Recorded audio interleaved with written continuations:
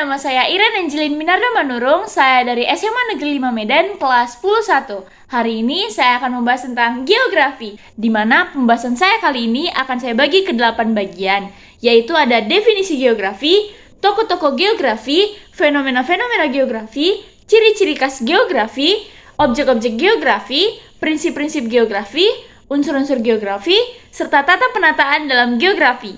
Langsung aja kita ke videonya. Geografi. Definisi geografi. Secara etimologis, dalam bahasa Yunani, kata geografi berasal dari kata geo yang artinya bumi, dan grafia yang artinya gambaran atau menceritakan. Dengan begitu, geografi dapat didefinisikan sebagai ilmu yang mempelajari tempat serta hubungan antar manusia dan lingkungannya.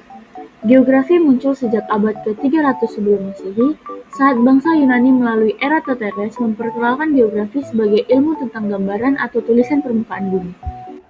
Tokoh-tokoh geografi.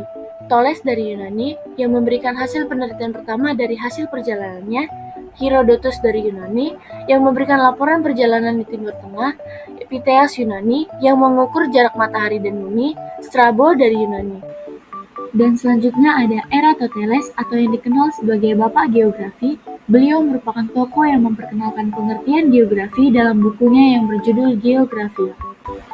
Fenomena geosfer. Yang pertama ada litosfer atau litosfera yang artinya lapisan bumi. Yang kedua ada atmosfer atau atmosfera yang artinya lapisan udara. Yang ketiga ada biosfer atau biosfera yang artinya kumpulan makhluk hidup. Yang keempat ada hidrosfer atau hidrosfera yang artinya lapisan air. Dan yang kelima ada antroposfer atau antrosfera yang artinya kumpulan manusia. Ciri-ciri khas geografi terbagi menjadi 3 bagian. Yang pertama ada spatial atau keruangan, yang kedua ada ekologikal atau kewilayahan, yang ketiga ada regional, yaitu gabungan antara spatial dan ekologikal. Objek geografi terbagi menjadi 2. Yang pertama ada objek material, yang merupakan pokok yang bersifat bendawi, di mana dapat diamati dan dikaji dalam ilmu geografi atau peristiwa alam yang terjadi di bumi. Objek material ini dapat berupa fenomena geosfer. Yang kedua ada objek formal, yang merupakan pendekatan atau cara pemahaman dalam fenomena geosfer yang terjadi di permukaan bumi atau ilmu yang terkait dengan cara mengatur pembagian keruangan di permukaan. Prinsip geografi. Yang pertama ada distribusi, di mana fenomena yang tidak tersebar rata di permukaan bumi. Yang kedua ada interrelasi, yang di mana hubungan yang saling terkaitan antar ruang. Yang ketiga ada deskripsi, yang menjelaskan segala sesuatu melalui angka, tabel, grafik, gambar, dan sebagainya. Dan yang keempat ada korologi, yang merupakan gejala yang ditinjau sebarannya dalam ruang serta integrasi, instalasi, dan interaksinya. Unsur geografi. Unsur geografi terbagi menjadi 2, yaitu realm of human atau manusia. Yang pertama bersifat dinamis kreatif, yang kedua meliputi 3 bagian. Yang pertama ada lingkungan sosial, yang di dalamnya terdapat kebiasaan, tradisi, dan hukum. Yang kedua ada bentang alam budidaya, yang di dalamnya terdapat hukum buatan. Dan yang ketiga ada masyarakat.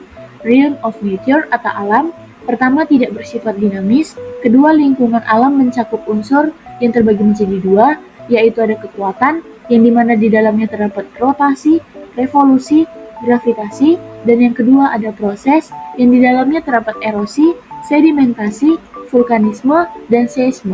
Yang ketiga unsur fisik, yang di dalamnya terdapat iklim, tanah, dan air. Yang keempat ada unsur topologi, yang di dalamnya terdapat luas, letak, dan bentuk. Dan yang kelima ada unsur biotik, yang di dalamnya terdapat flora, fauna, dan organisme manusia. Tata penataan geografi. 1. Pengaruh unsur fisik. Yang pertama ada iklim dan cuaca yang terbagi menjadi jenis dan persebaran flora dan fauna, kesehatan penduduk, dan aktivitas kerja.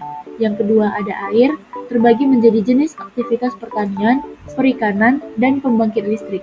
Yang ketiga ada relief atau morfologi dan tanah, yang terbagi menjadi pemusatan penduduk, lalu lintas, jenis angkutan, dan kebudayaan. Yang keempat ada hasil tambang dan mineral, yang terbagi menjadi kesejahteraan karena hasil tambang. 2.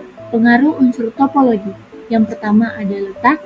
Letak terbagi menjadi 7 bagian. Yang pertama ada letak astronomis, yang merupakan letak suatu tempat dihubungkan dengan garis lintang dan garis bujur.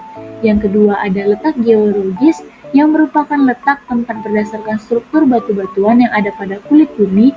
Yang ketiga ada letak geomorfologis, yang merupakan letak berdasarkan morfologi suatu tempat di muka bumi. Yang keempat ada letak geografis, yang merupakan letak yang dilihat dari posisinya muka bumi. Yang kelima ada letak maritim, yang merupakan letak suatu daerah ditinjau dari kelautan. Yang keenam ada letak ekonomis, yang merupakan letak suatu daerah ditinjau dari jalur dan kehidupan ekonomi daerah terhadap daerah lainnya. Dan yang ketujuh ada letak sosiokultural, yang merupakan letak suatu daerah berdasarkan keadaan sosial budaya daerah yang bersangkutan dengan daerah sekelilingnya. Kedua ada luas dan bentuk, di mana luas akan sangat menghitung dan bentuk seperti panjang, bulat, atau kepulauan. Yang ketiga ada batas, di mana terbagi menjadi dua, yaitu batas alam seperti sungai, laut, igir, pegunungan, dan batas buatan seperti tembok, kawat berduri, dan pagar. Ketiga, pengaruh unsur biotik, di mana terbagi menjadi 3 bagian.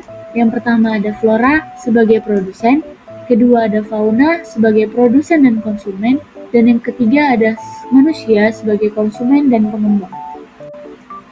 10 konsep geografi.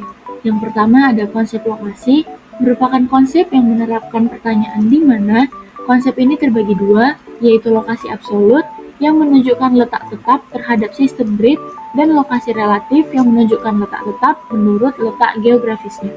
Yang kedua, ada konsep jarak, berkaitan dengan lokasi yang dinyatakan dalam ukuran lurus atau jarak tempuh. Konsep ini terbagi dua, yaitu jarak absolut yang dinyatakan dalam satuan ukur, dan jarak relatif yang dinyatakan dalam waktu tempuh, perkiraan, dan sebagainya. Yang ketiga ada konsep keterjangkauan, tidak selalu berkaitan dengan jarak, tapi lebih ke kondisi atau ada tidaknya transportasi. Biasanya dipengaruhi oleh rintangan alam, bahasa, adat, dan sikap. Yang keempat ada konsep pola, berkaitan pada susunan bentuk atau persebaran fenomena dalam ruang muka bumi, baik alam maupun buatan. Kelima, konsep morfologi, menggambarkan perwujudan daratan muka bumi sebagai hasil proses dari tenaga geologi. Yang keenam, konsep aglomerasi, kecenderungan persebaran yang bersifat mengelompok pada suatu wilayah, baik mengingat faktor kejenisan maupun keuntungan. Yang ketujuh, konsep nilai kegunaan, kegunaan suatu tempat sangat berbeda bagi orang-orang. Yang kedelapan, konsep interaksi interdependensi atau yang dikenal sebagai konsep ketergantungan, merupakan peristiwa saling mempengaruhi objek atau tempat yang satu dengan yang lain. Yang kesembilan, konsep diferensi areal, selalu ada interaksi berbagai unsur dan fenomena, maka ada corak yang berbeda-beda. Diferensiasi mendorong adanya interaksi antar wilayah. Dan yang ke-10, konsep keterkaitan ruangan, menunjukkan derajat keterkaitan persebaran suatu fenomena lain dalam suatu ruang, baik fenomena yang alam, biotik, maupun sosial. Sekian video tentang pembahasan geografi yang dapat saya sampaikan. Semoga bermanfaat. Bye-bye.